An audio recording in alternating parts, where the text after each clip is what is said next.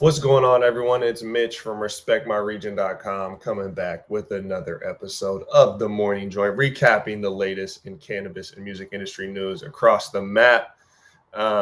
Just got back over the weekend. Well, before we even get to that, happy belated Father's Day to all the fathers out there, and also happy Juneteenth.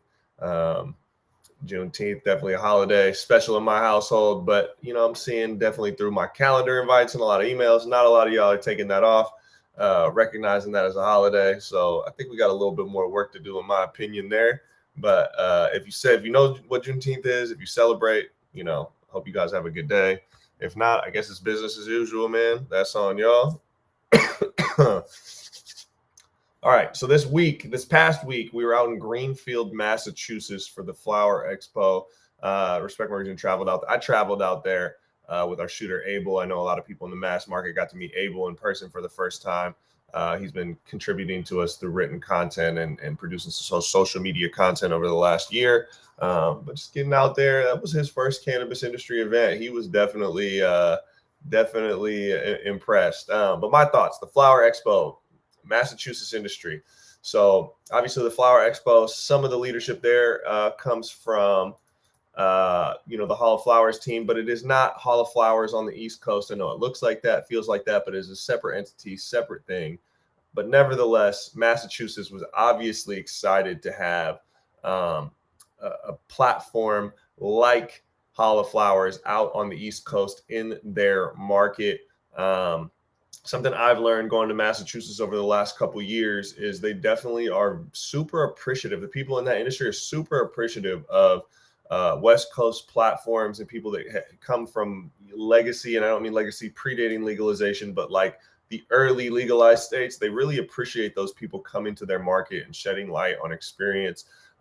Massachusetts is kind of, it's been severely slept on in the scale of legalization. When we look at cannabis and how it's legalized over the last 5 to 10 years, obviously the first two states were Washington and Colorado. Colorado being, I don't know if it's because it's slightly first over Washington. Colorado seemed to get a lot of the hype, more tourism than Seattle, more businesses and infrastructure popped up there. There's some things due to legalization or regulation of why Colorado companies became, kind of expanded on the MSO route more so than Washington companies, just due to the finance and funding regulations there. But Colorado seemed to have the early hype. When California teetered over, California got the hype. Oklahoma seemed to get a lot of hype because it was an open market. It was only, you just needed like a year or two of residency there and like $2,500 to get a license. So Oklahoma got a lot of hype for a brief window of time. And then it really shifted to New York. And it was like, when will it be? It's coming. It will be. Meanwhile, and then now it's online, but it's not quite online. And everybody's just salivating, throwing crazy money, spending all this time in New York. I don't blame them. New York's super dope. One of the most globally recognized cities. But it's getting all this hype. Meanwhile, Massachusetts has just been sitting there chugging along, building a fully operational, recreational, and medical cannabis market over the last few years. And nobody has seemingly been talking about it. Not a lot of people are going out there. It's really been an underserved and underhyped market. But if you've been out there, the people are incredible. There's dope brands. There's dope operators. There's a lot of opportunities out there.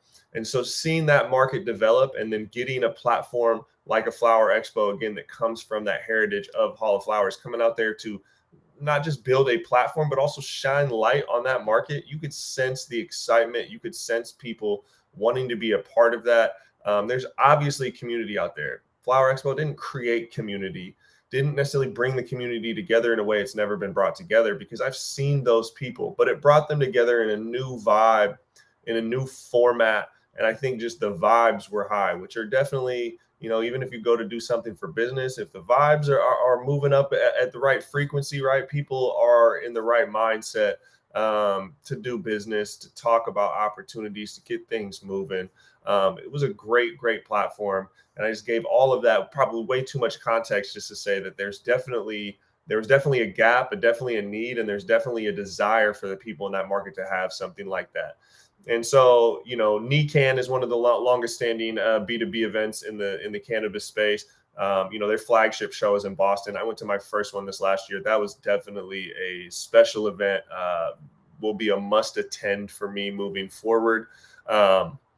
Again, I'm just a big fan of the Massachusetts market, but it's a little bit different than this format, right? The Flower Expo is building off that Hall of Flowers, where it's kind of outside, very brand focused, very much focused and intentional on brands connecting with buyers and retailers, right? Like, it's at the end of the day, there's a lot of different things, but that is like the focus of it, right? Is brands that want to connect to buyers and retailers. And the Flower Expo did an incredible job getting, I believe, like over 200 retailers, representatives of retailers at this singular event. And getting them there, so this is the thing, in Massachusetts, what I've come to find out, when you tell someone you're driving an hour, 2 hours, let alone sometimes even an hour and a half out of the city, people are like, oh man, you just wait till tomorrow, do that late. Like, you're going to drive 2 hours coming from, you spend time in LA, man, you're driving 2 hours to every single meeting. Up here in Washington, if you want to move from whatever area you're at to the next area, even if it's a bigger area, it's going to be an hour at least. And 2 hours is pretty common. So coming from the West Coast, 5 hours is about one way, 3.5 to 5 hours when I start being like, I don't know if I feel like, I start pushing that thing off. An hour, 2 hours, that's literally every single day. So, but out there in Massachusetts, I found that, maybe I'm ignorant outside looking in, but just talking to people, that is a long ways to go. So to throw something in the center of the state, 2 hours outside of the major metro area for the first time ever, the attendance was great. The attendance was outstanding. The weather oscillated a little bit between rain, which I'm from Seattle, so man, it's all good for that. And blazing sunshine. The last day I had a shirt draped over the back of my things, my neck, so I didn't sunburn. But the production value of this event spaced out. There's definitely a clear position goal of brands showcasing products, who they are, with the intent of meeting with buyers. And then very similar production to Hall of Flowers, which is the signage, some nice little touches, things of that nature. Again, the vibes were high. They took over the Franklin County Fairgrounds. So you had multiple buildings taken over. They had this real dope round, I don't know, I'm trying to think, like almost like a barn, like this yurt barn, bigger barn, but this is like round cylinder building that had the sessions, which were the speaking engagements going on. That was super dope. And then they just had different rows of brands outside, inside. I think overall positive experience talking to brands that were being out there. It seemed to be, everyone I talked to seemed to have a very valuable time there. Sophia, oh yeah, great time. It was great seeing you as well. 14 counties booth. Love seeing what you guys are doing out there. Definitely check out that 14 counties, man. They're putting together something that I think is very respectable. Is built upon kind of the Humboldt, the Mendo, that Emerald Triangle, putting together something that represents a lot of small craft farmers, helping them bring to the market, provide that platform. Definitely check out that 14 counties. I was put onto, I'd heard about it, but I was really put onto it at the Flower Expo. So, even as someone that's been out to that market 5 or 6 times, spent a lot of time politicking with people, I still kind of uncovered new brands and learned the mission behind brands that I might not have learned just simply by being there. Some of the national ancillary brands that we saw there, obviously the homie Trees. I think I'm rocking the sweater. Trees point of sale system was out there. The Grove Bag homies were out there.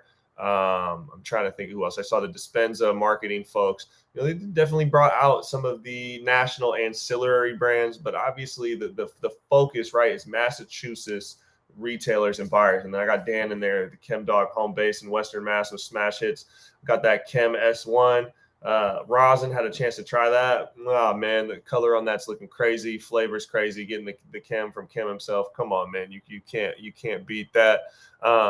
And so while we were out there, we filmed around 8 to 9 or 10 interviews, kind of at the Flower Expo and at dispensaries in Massachusetts, kind of across the map. So we'll have some of that content coming out as the week progresses. So stay tuned for that. You can hear directly from people at the Flower Expo while we were at the Flower Expo. Those will be on their way on YouTube and on LinkedIn. So definitely stay tuned for those interviews. We talked to just cannabis industry professionals around the expo and around the state. Also got to give a quick shout out to our homies at Easy Hire. They as always, we touched down Massachusetts. We've got some Dutch masters in the air, some seafood, man. Definitely shout out to Jacob and the Easy Hire team for showing that love. But the Flower Expo, man, it was great. It's definitely something I look forward to attending next year. I think for those who are the national ancillary companies that are curious about things like that, I seem to get a lot of those people to reach out to me. Obviously, they're gauging what ROI is spent on going, traveling and allocating their time to what event. I think if you're going to go to Massachusetts, for me, looking forward to next year, I think there's 3 easy events from my perspective. One being the NECAN in Boston. I feel like if you're going to that market from outside, that one's a must attend. I think the Flower Expo, I'm definitely going to be making my way out there again next year, as I'm sure after the success of this year, they'll be doing another one next year. I definitely think that's there. And then depending on your brand and your goals, Boston Cannabis Week, that's coming up in September. I'll be out there for that. I definitely think that's something worth checking out. And I know there's obviously Cultivators Cup and the Harvest Cup, but depends on what company you are and what your goals are, depending on which one of those you want to check out. But Massachusetts definitely has a couple events in between. If you looked at NECAN, Flower Expo, and Boston Cannabis Week, those are all every other quarter. So I mean, just for the national companies, ancillary companies, I definitely would consider all 3 of those something we'll be going back to. I expect next year to grow off of this year. Was fun. And then also that block party downtown, put on by Sensi, Jake, and all those guys, man, that was a dope experience. Reminded me of being in my hometown, except for my hometown's in Washington, and they would not allow us to do anything like that. So the vibes were definitely high there. And shout out PAX. I know they're the premier sponsor on that. Anyways, moving on to some other news. So today, June 19th in Chicago, Malcolm X College Convention Center, 40 Tons presents the Level Up Career Conference. We've talked about it a few times on here. If you're in the Chicago area and somehow you don't know about that, make sure to hit the link in the description. Go check that out. As it is today, the 40 Tons Level Up Career Conference is going to be a super dope platform, expungement clinic on site, meet with employers that are looking to hire cannabis professionals in the city of Chicago, the state of Illinois today. And there'll be some seminars. Definitely check that out. In other cannabis news, Swish Cannabis Dispensary in North Hollywood is now carrying our RMR Legacy Smalls line. Swish Cannabis is a dispensary put together by people in the medical market. They've been around cannabis a long time, but it's a brand new dispensary for some folks that have been operating in medical and on the other side. So they have some great staff there, right there in North Hollywood. And what's fire about that store is the presentation. It looks super clean, looks, almost like this corporate put together store, but the ownership, the leadership, and a lot of the folks that actually work there have been in this game for a long time. So it's not some new Green Rush or Apple Chad store. You know what I mean? They're actually with it. Another thing going on Juneteenth, this time in NYC, the CannaLuxe Wellness Expo. Link in the description if you're interested in more information. Again, if you're not in New York, probably not interested, as you'd have to get out there today. But if you're in New York looking for something to do, CannaLuxe Wellness Expo is happening today on Juneteenth. In the music world, Madlib has been playing a few shows lately where he teased some music from Mac Miller and Freddie Gibbs. I believe he's teased this album called Madlib, a little collaboration album with Mac Miller. And then Freddie Gibbs and himself have done the Bandana. I cannot think of the other album name. Pinata and Bandana, both of those albums unbelievably fire. Freddie Gibbs is one of my favorite rappers out. Madlib is one of my favorite producers of all time. Freddie Gibbs and Madlib, both albums are super crazy. I'm looking forward to anything they put out, so that'll be on the way. And then Madlib is that highly anticipated album from Madlib and Mac Miller.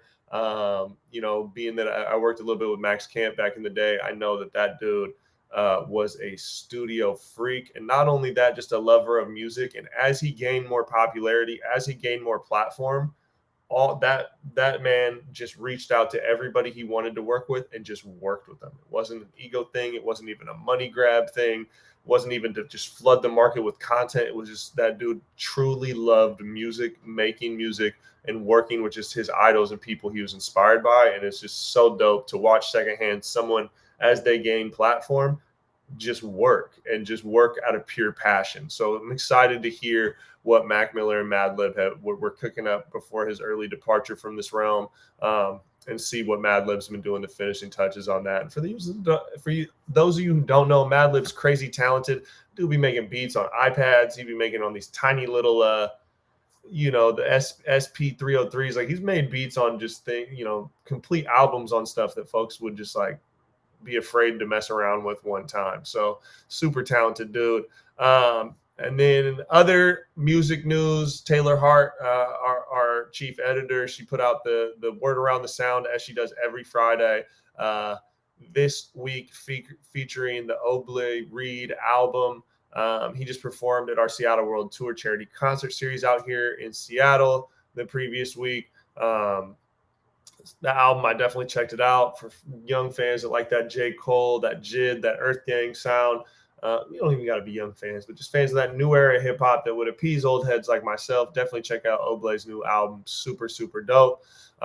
We got a list of songs featuring Future in 2023. That man sold his catalog, I think it was at the end of last year, the start of this year, sold his catalog for like $100-something million or $80-something million. And I believe it included everything up until that point. And so I know he is just looking to grind and put out crazy features so he can maybe go sell it for another bag. Or, since he gave away a lot of his publishing, took the lump sum up front, he's going to restack that publishing. So Future's definitely on a tear here in 2023. Toe Jam Seattle is back. They're bringing out ASAP Ant, Toe Jam DJs, some other DJs and artists to Seattle. Toe Jam is a platform put on by some young cats out here in Seattle that does the private parties. Buy a ticket, address is revealed later. They take over houses, warehouses, untraditional venues, traditional venues. These guys sold out the Showbox Soto. That was crazy. Just watching young kids from Seattle known for, putting on concerts that are so hype. The venues usually don't want to rock with them. They took over the Showbox at the market. That was a crazy, crazy show. I gotta, anytime I see people in our city making moves, I gotta salute. And Toe Jam is just a collective of dope creatives and just a young wave of cats from the city. They're not as young now. They've had a couple years in the game, experience and wisdom, but super dope to see what those kids, that platform that has been built.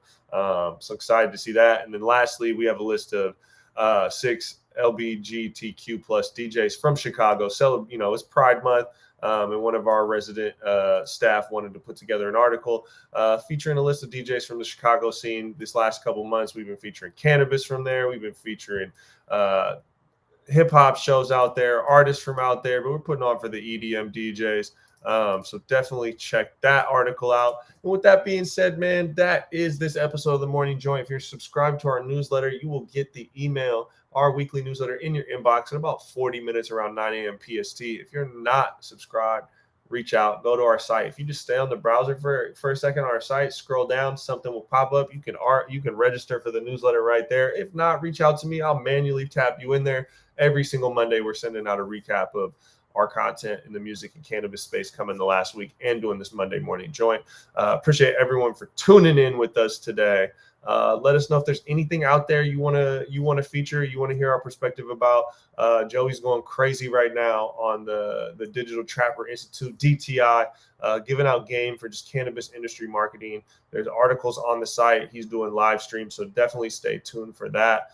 And if there's any specific topics in that, reach out for us. And if we have an episode, we'll shoot it to you. If not, we'll record one, potentially based around your idea, if it's a good idea. But there's no bad ideas. Anyways, this is the Monday Morning Joint. Appreciate everyone for tuning in. We'll be back with more content as the week progresses.